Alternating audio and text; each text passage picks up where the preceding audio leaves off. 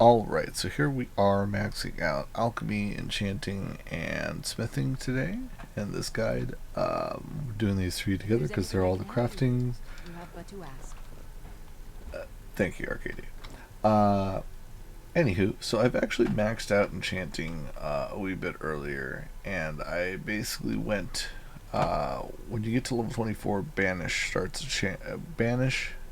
starts appearing on enchantments, weapon shops, the Fletchers. Okay, thank you. Um, we'll just pause there for a sec, so we don't get interrupted. And I use the Banish enchantment. It starts appearing at level 24, as I was saying. Even more so at the Fletcher is really good, easy way to get that. The Fletcher and Solitude. And you can break that down, use that, and that is the highest valued enchantment you can get. It does not matter the type of stone you use. I use petty soul gems, and iron daggers, which is also why I've been collecting iron daggers. I've then also been selling the iron daggers to merchants and buying all of. You'll see that they are worth actually a lot. So I'll come in here, buy all our ingredients, go yay, and there we go. And then where's my weapons? And we have a bunch of these daggers, and these are the petty ones, and also we have not used any crafting enhancement gear, so they're only worth 600 to 900. But easily these could be worth like $2,000 a pop, and you could just keep a set of 20 on you and just go around to merchants, and whenever you want cash you can just be like, oh, here you go. Also, that increases your speech even if you overpay like this. I'm still selling a value of this much, even if she only has that much. So we're gonna work with that. Until next time. And that got me up to enchanting really fast. I'll show the experience stuff I did when we switch over to smithing here, but I'm all set up for alchemy right now. Now your highest value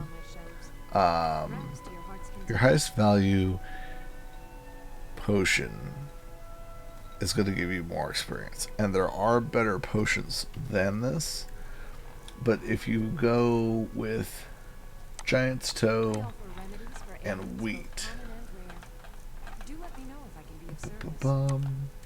that's a fortified health potion. You see the value is currently 1572. I've been working on it, but then I had to go farm more Giant's Toes and Wheat, which is why I feel this is the best potion. It's because you can easily farm Giant's Toe once you can kill giants. Just go to the camps, kill them, get stuff, and thank you, Arcadia. Wow. NPC dialogue is I forgot they talk that much. And wheat, of course, you can get from all sorts of towns and vendors and stuff. Now, if you happen to have Creep Cluster, we can go ahead and see, even at that high of a level, it's giving a lot of stuff. Now, I happen to run out of Giant's Toe, I believe it was. So there's some other options. I'll actually be linking a page of some high yield, high value stuff. Invisibility is pretty easy because I think you can do it with chorus eggs and salt, or salt. Maybe I'm out of salt. Pretty sure you can do it with salt. The chorus eggs are really easy to stock up on in dungeons and stuff. Paralysis and slow are also pretty.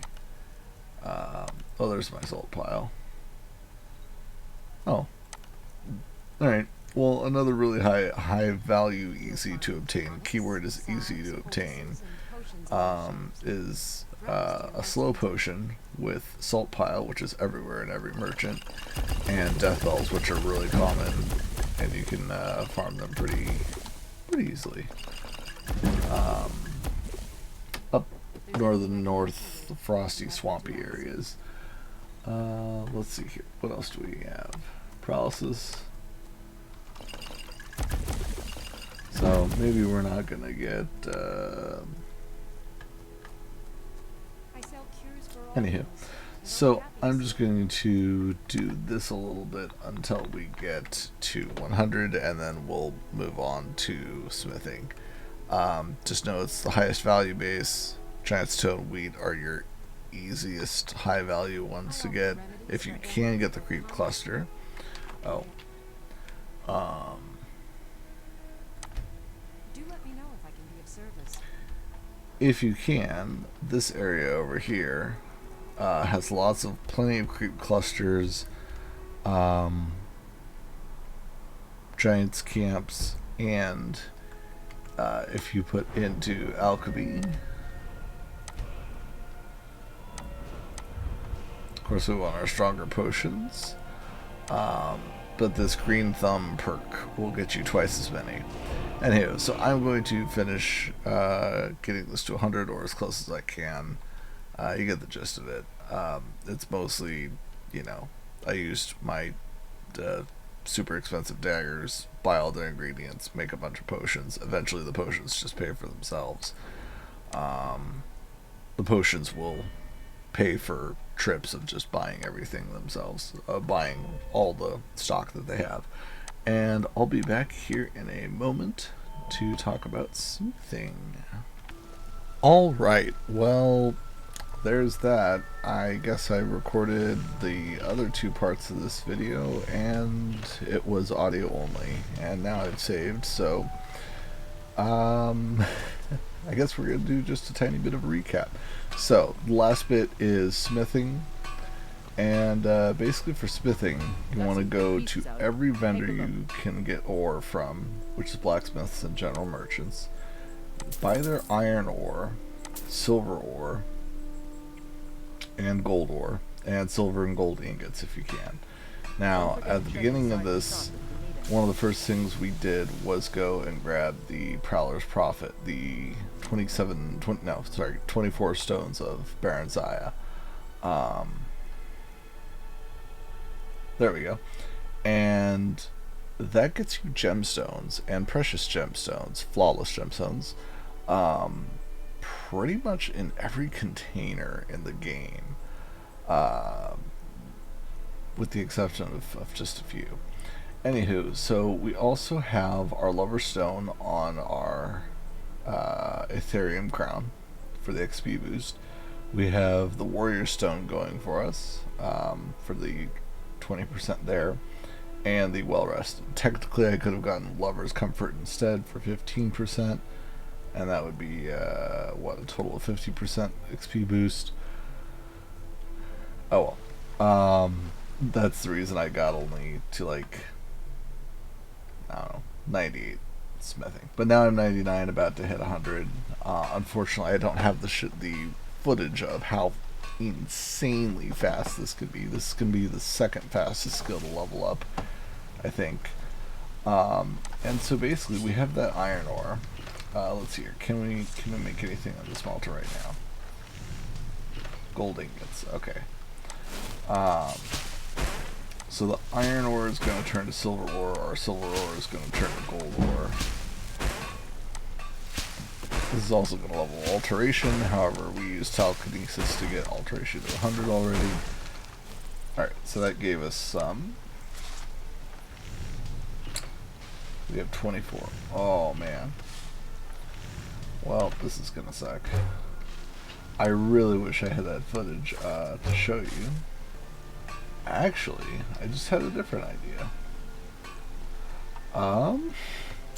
Bear with me one moment. I'm getting creative. Alright. So that got us up. Woohoo. We're level 100. Yay.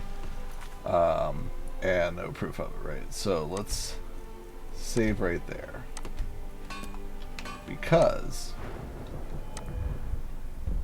I will say real quick, it is the perks we want out of smithing are this 60.1, If you find something, a magical item that you want to improve, or something like the Thieves Guild armor or whatever that already has an enchantment, to be able to work on something with an enchantment already, you need that.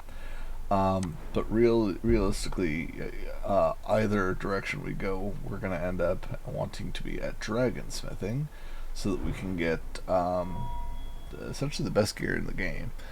And the higher the base stat of the item, the more experience it's going to give. Now, that's before buffs and stuff, so the base damage of your bow is going to that's going to contribute to the amount of XP. It does not matter the type of arrow you use, but for instance, a dragon bone dagger or sword versus a steel dagger or sword is going to, the dragon bone's going to get a lot more XP. So it doesn't necessarily matter what you're killing, it's the base damage. And again, the base damage, as in without any enhancements, potions, jewelry, bonuses, whatever. So, now that we have that, and we saved, we're going to make this legendary and go down to 37, because I could at least show you how fast this was. Everyone's going to tell you that iron daggers is the fastest way. It is not.